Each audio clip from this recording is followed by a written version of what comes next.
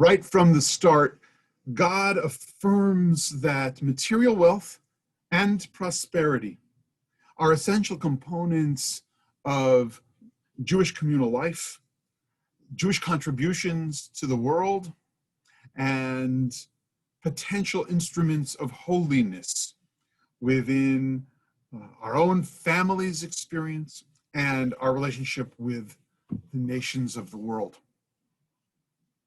Material wealth. Why bother the Jewish people with going to speak with their friends and compatriots in Egypt when they're preparing for the greatest redemption of all time, the Exodus from Egypt? Daberna, speak please, Moses, in the ears of the people.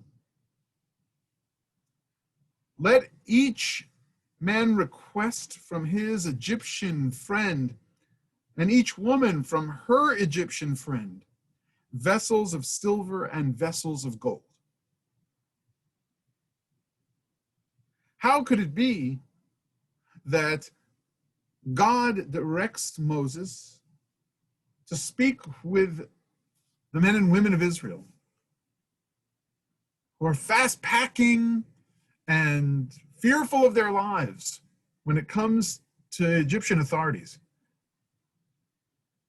How could it be that they are encouraged by their leaders to go and pursue discussions about vessels of gold, silver, and garments? The Torah immediately reports, of course, that God granted the people favor in the eyes of the Egyptians, and they granted their request. And they, the Israelites, despoiled Egypt.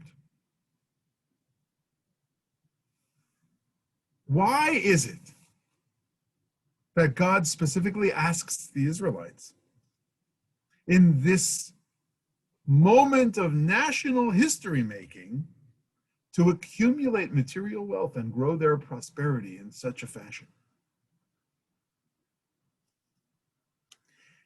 Is wealth foundational? The Torah must be explaining that it indeed is a foundational aspect of our national identity.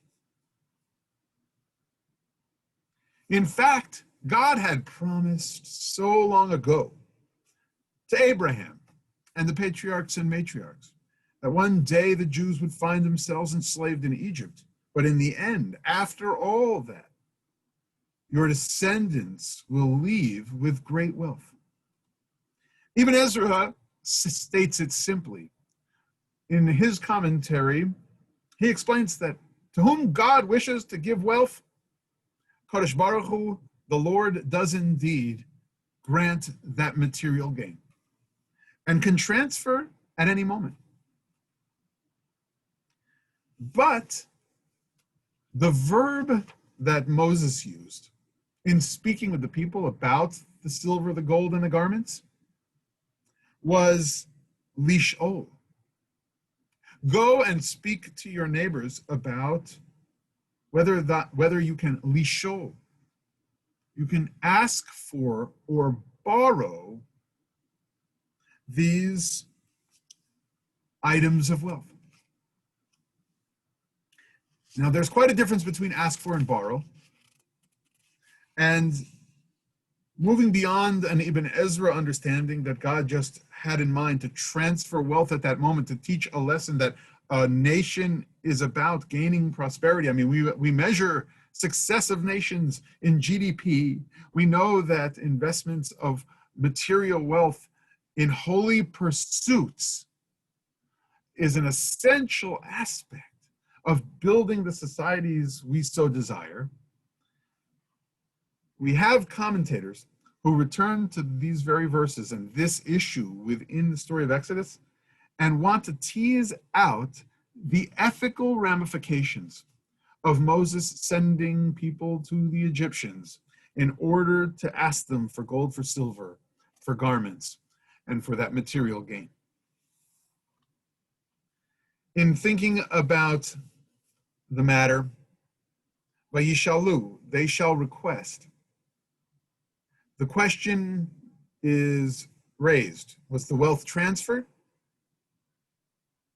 to departing slaves given freely? Or did the Egyptians view the transaction as a loan? Rabbeinu Bachya, who raises these issues and has us think through the ethical ramifications, rejects the possibility that God has the Israelites deceiving the Egyptians at all. It couldn't be a loan, for it would never be repaid. When the Jews would ask and request and say, now it's our time to be at your mercy, what they really asked for were parting gifts and for the help of their fellow human beings.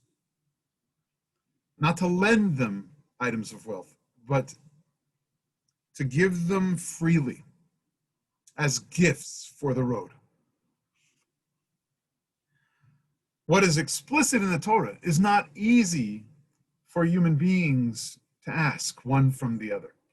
But God here creates the object lesson that sometimes we can't make the journey forward without material help from our friends. Sometimes we who have material wealth, we who have enjoyed such prosperity, we who have the funds and the resources to draw from, might look at those who are on their way to a better life, to a different life, to a journey all their own, and provide them the resources they may need to lift them to an even higher place. Already, folks who are on the move have visions of a better world for them and their children. But this foundational idea that one could turn to another and say, could you help? Not because one is entirely impoverished and the other is rich, but because one has material wealth and prosperity to share, is built into the fabric of the Exodus story. And how delightful it is, and how wonderful it feels, and how satisfying to the soul it is to offer that freely. But when we don't seek out those opportunities, the Torah here is explaining that it might be kosher.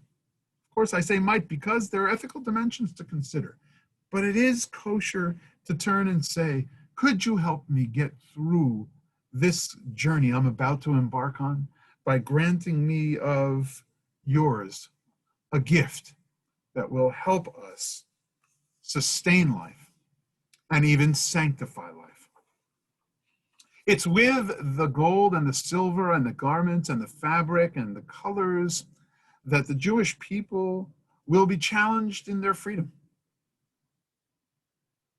And what type of freedom and what quality of freedom did they want in terms of the use of that material gain, the wealth, the prosperity that they acquired, the material prosperity?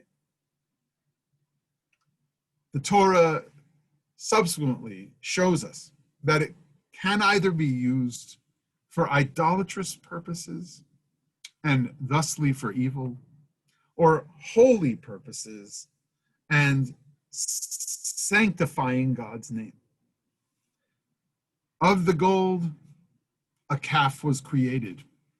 An idol was formed, worship of the wrong kind, dances that were of temptation and immorality plagued society. The gold fell into the wrong hands at the wrong time. Your material wealth could indeed corrupt. This is the point of the later story of the golden calf. But then there are many more chapters of tikkun, of making right this use of material wealth that the Israelites acquired. There's the bringing of voluntary gifts. There's the offering of the requisite tax. There's the completion, creation of the incredible Mishkan, the tabernacle for God, with all its kelim, with all its wonderful, beautiful implements and instruments. The wealth was used in order to sanctify God's name by creating a sacred precinct for the people. The wealth would be used in the future to create a quality in society of sustaining one's brothers and sisters. That is an aspect of freedom. That's a God-given gift, to be able to think about our wealth, the prosperity we enjoy, and help distribute freely as gifts the kind of materials and the kind of even straightforward contributions that help sustain others on their journeys forward. The Egyptians who did so, I believe, sit in a more righteous place than the Egyptians who dug in and were obstinate and stood up to the God of Israel and even brought upon themselves the destruction of the worst plagues of the 10, the worst of them all, of course, the 10th plague, the killing of the firstborn. It is within that context that this ask for wealth, material wealth, prosperity is made. It's within this context that God teaches all of us that sometimes to share of our material gains and our possessions is truly the right way to set others on course in life.